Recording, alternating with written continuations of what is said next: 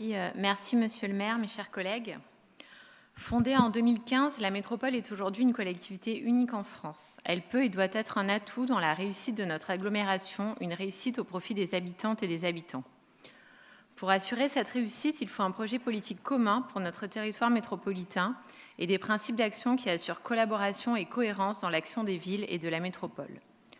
Projet politique commun.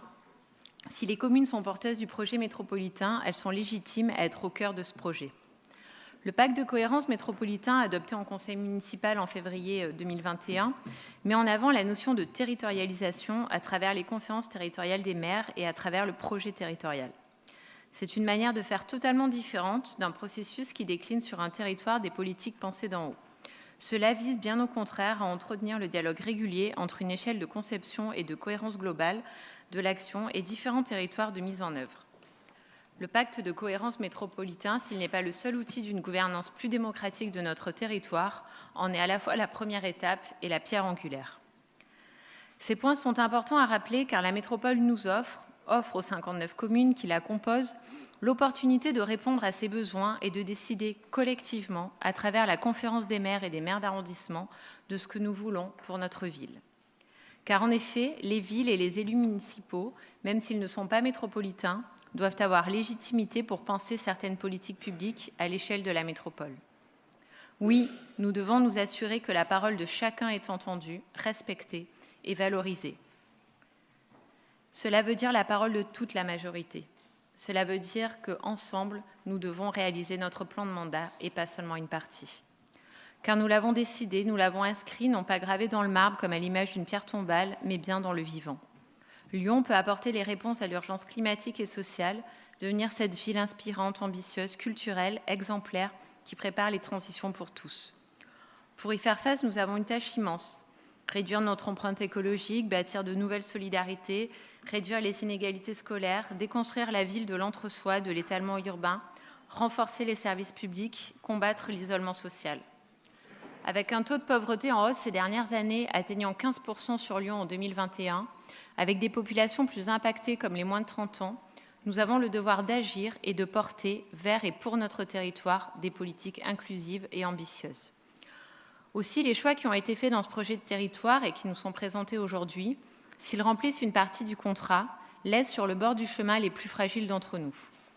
Comment ne pas questionner le positionnement de la ville sur certains axes stratégiques, mais pas sur d'autres domaines de coopération?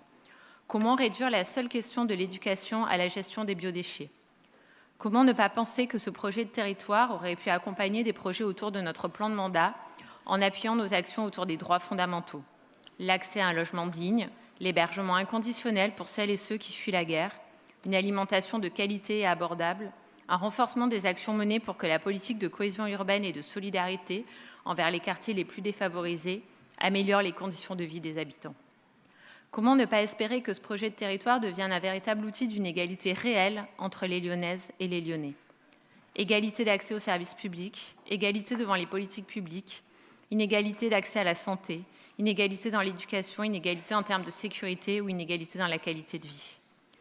La cohérence métropolitaine et à travers elle le projet de territoire, c'est avant tout mettre en avant l'objectif de lutter contre ces diverses inégalités et d'utiliser les outils territorialisés pour adapter, compléter, intensifier les politiques publiques là où les inégalités se cumulent.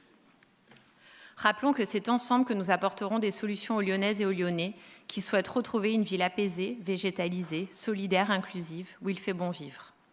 La métropole de Lyon, avec le pacte de cohérence métropolitain, a fait le choix d'une ouverture démocratique pour construire une métropole des villes et des territoires. Nous n'avons d'autre choix que de proposer des projets de territoire au service de la justice sociale et écologique, dont les politiques sont avant tout tournées vers celles et ceux qui y vivent. Vous l'aurez compris, nos deux groupes, socialistes et Lyon en commun, voteront favorablement cette délibération, car il ne s'agit pas ici d'une forme de défiance sur le projet proposé, mais bien le signe d'une vigilance légitime et normale d'élus sensibles aux préoccupations sociales et démocratiques. Nous avons de grandes ambitions pour notre ville et nous considérons que la coopération la plus poussée possible dans les différentes échelles de l'action publique permettra de les atteindre. Je vous remercie. Merci.